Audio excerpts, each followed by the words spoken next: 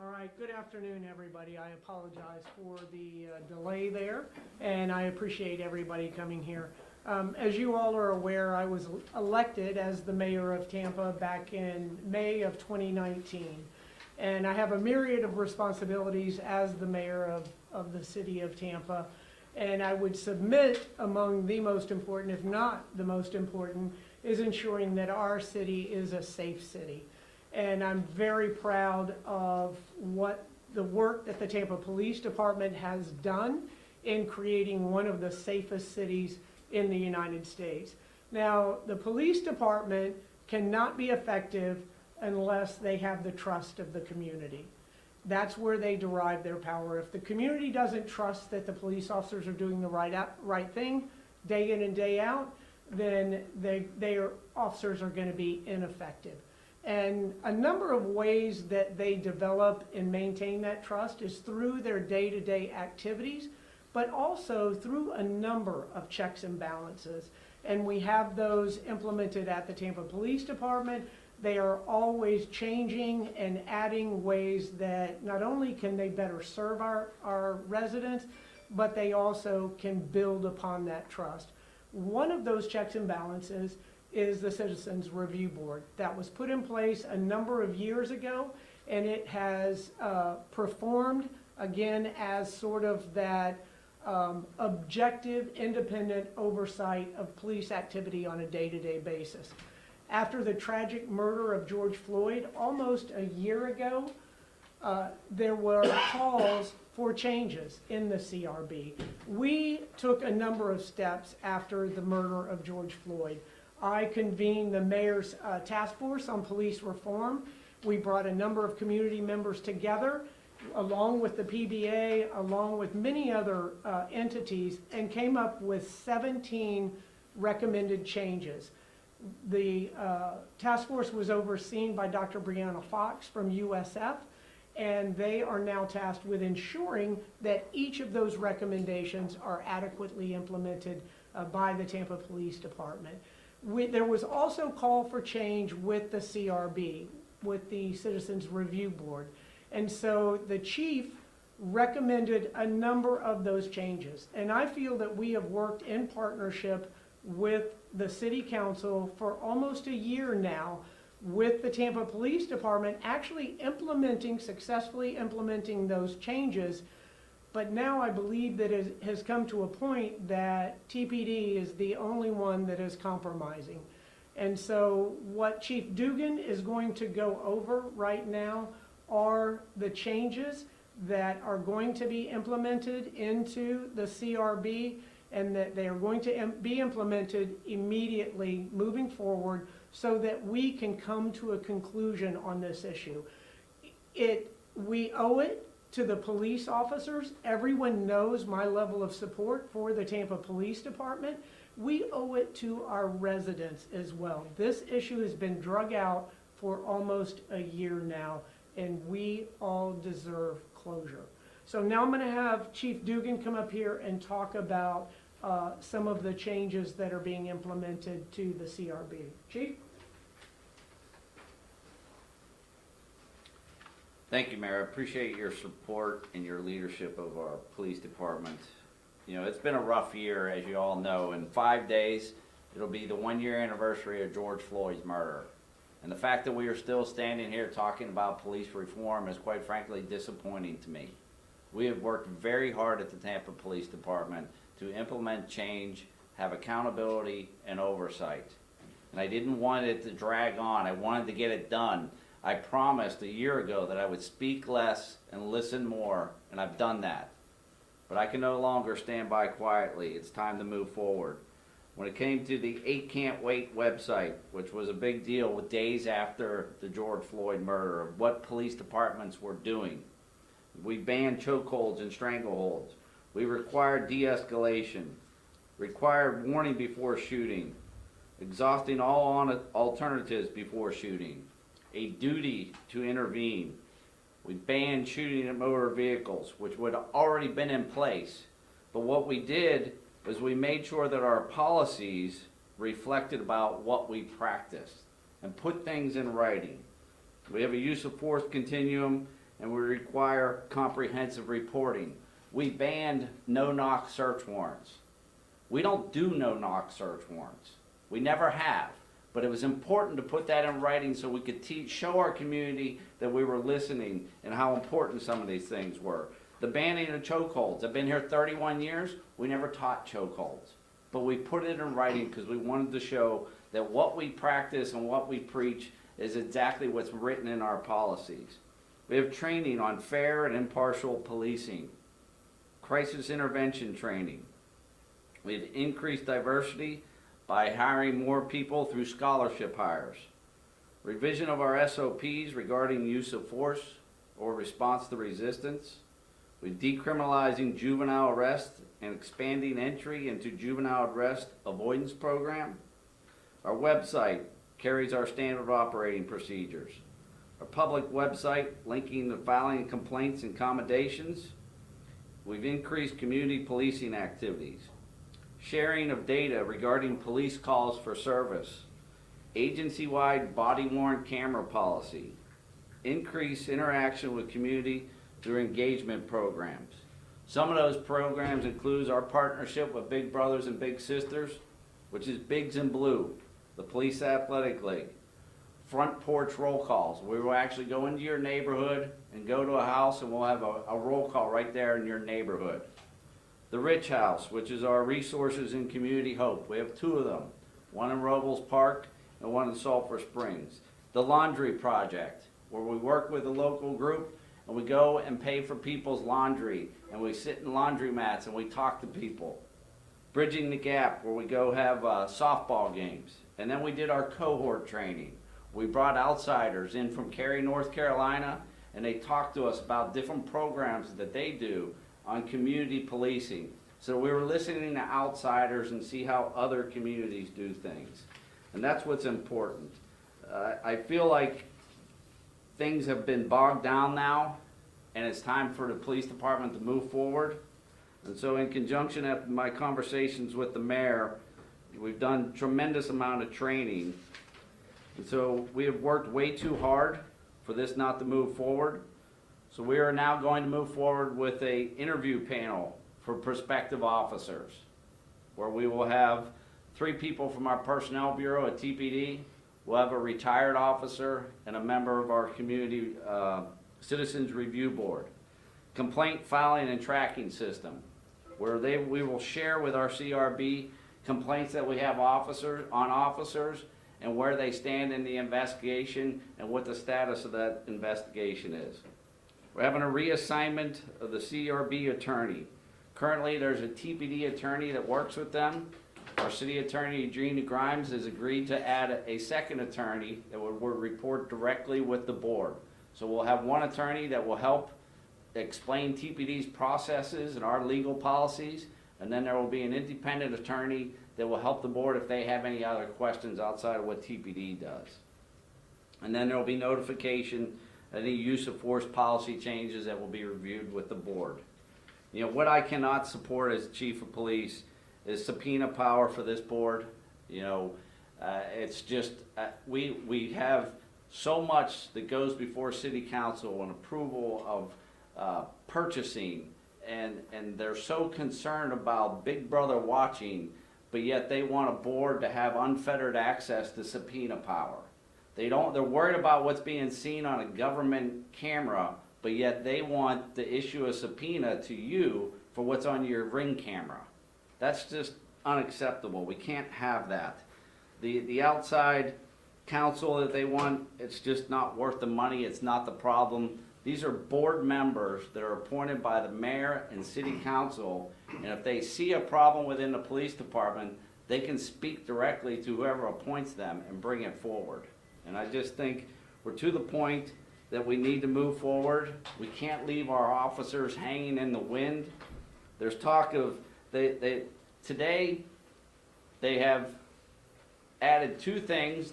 They kicked it to February, and the mayor can explain that a little better than I, but it's just leaving our police officers hanging in the wind. And so it's time for us to move forward, and that is how we're going to move forward. All right.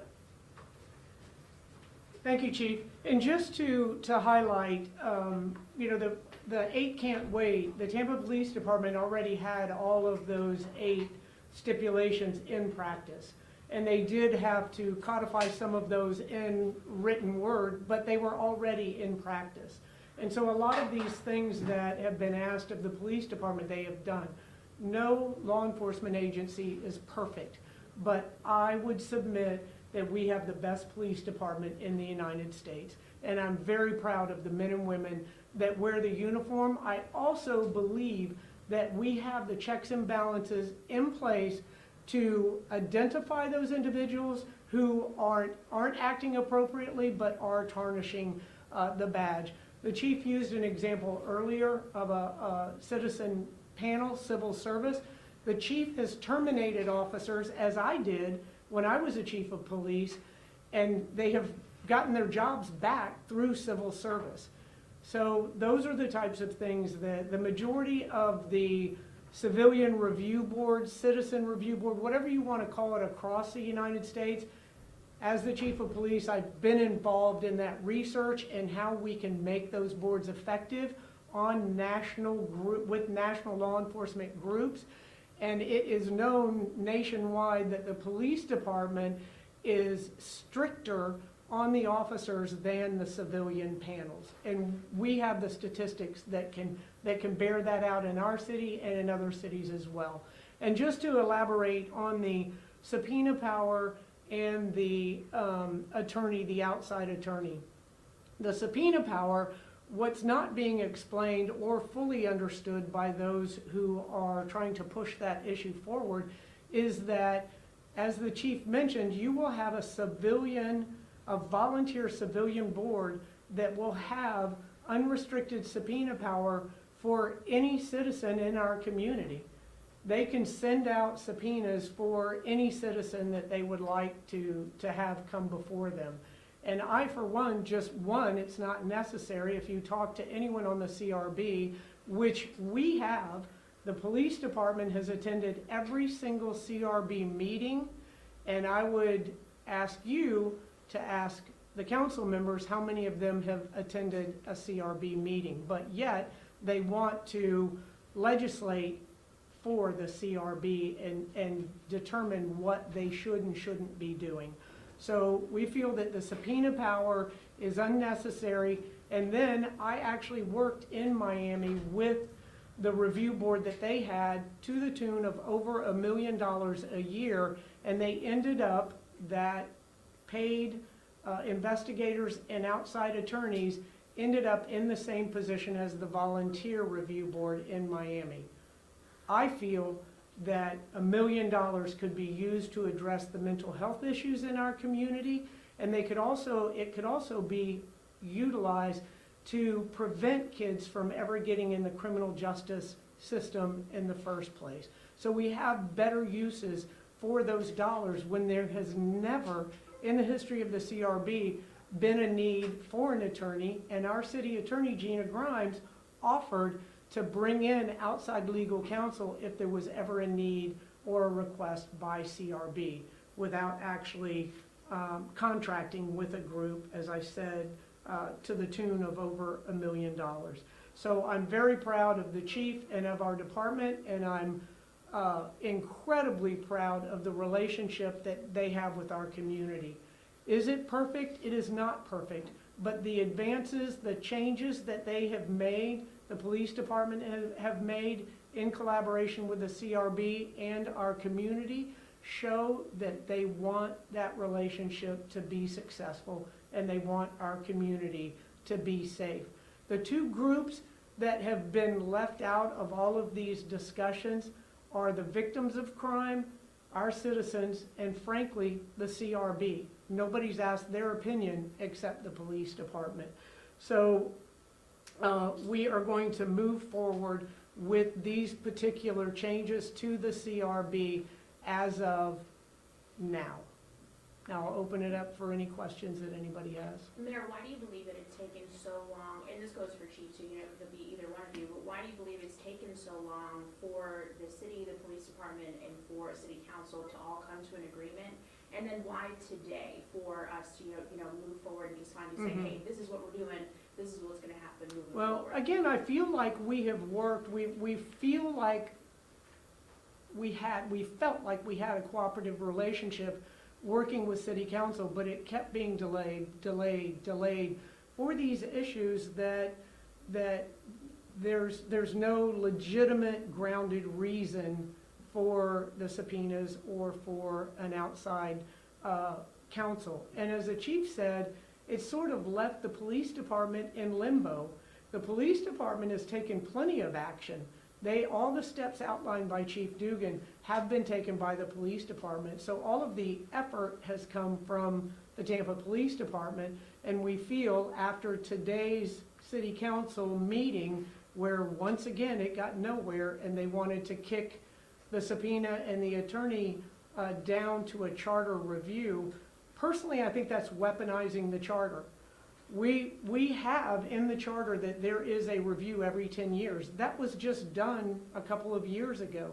And our charter, for those who don't know, is our Constitution.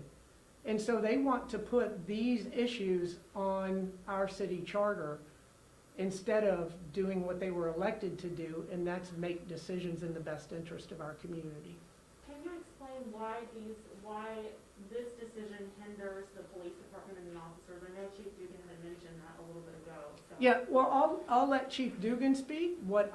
From my particular point of view, is that all law enforcement nationwide has been under a cloud since the murder of George Floyd. One of the things that we all accept as former law enforcement officers and current is that law enforcement is judged as a whole.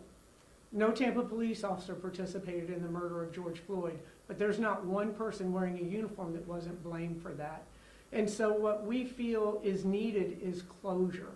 We need to accept these changes and these advancements with the CRB so that they can be more effective as an independent oversight and move on from there. And frankly, I think it brings closure to not only to the police department, but to our community as well. Where do you take us from? I'm sorry, if you had something to say about that first, Chief. No, thank you. Cops are pretty basic people. And if you tell them, we want you to write red light tickets, they'll go write red light tickets. They will do what they're told to do. They just want to know what the rules of engagement are. And they've been left hanging in the wind. A year ago, I stood before council and told any cop who didn't want a body-worn camera, they could turn their badge in. I went on the record. I went on an island is what I did because they weren't happy about it. But they got it. They understood where I was coming from.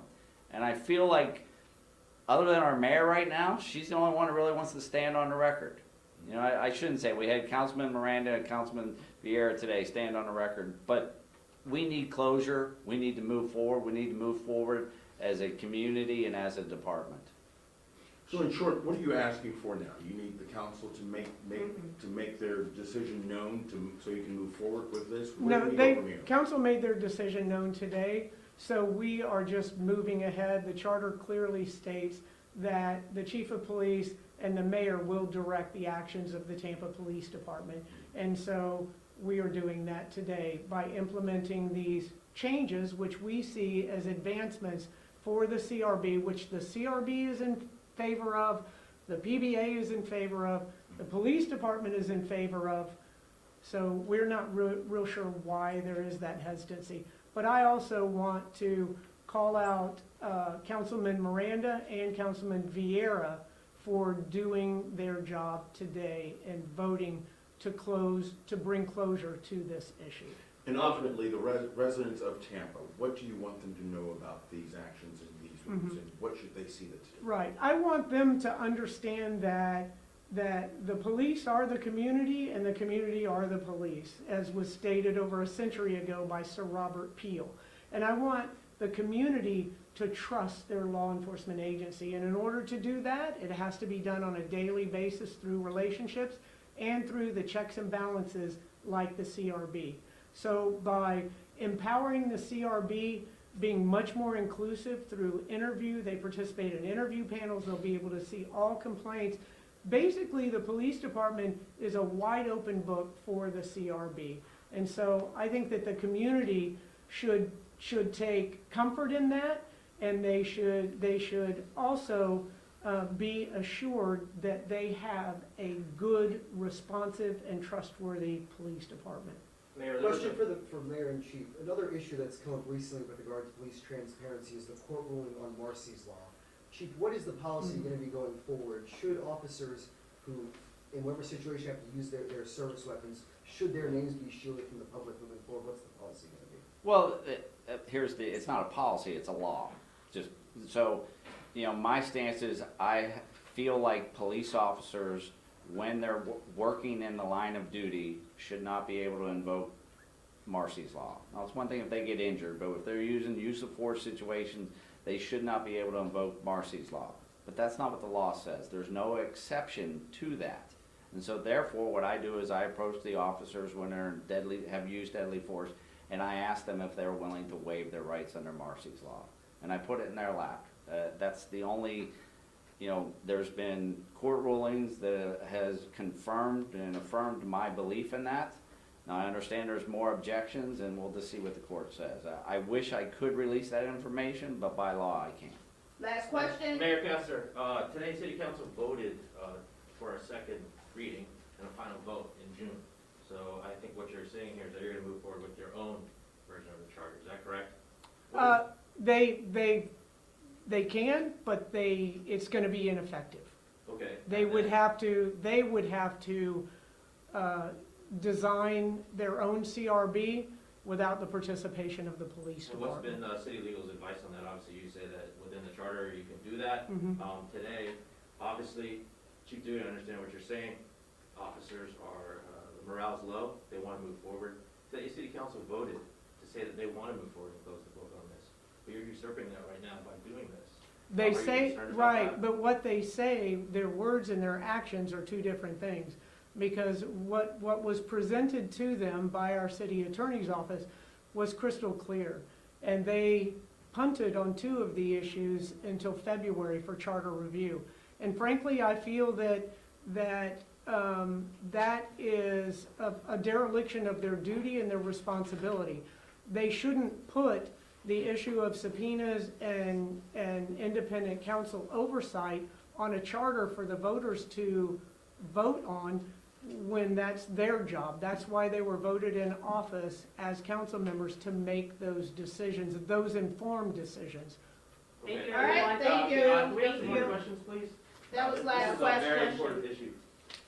Thank you. Thank you, guys.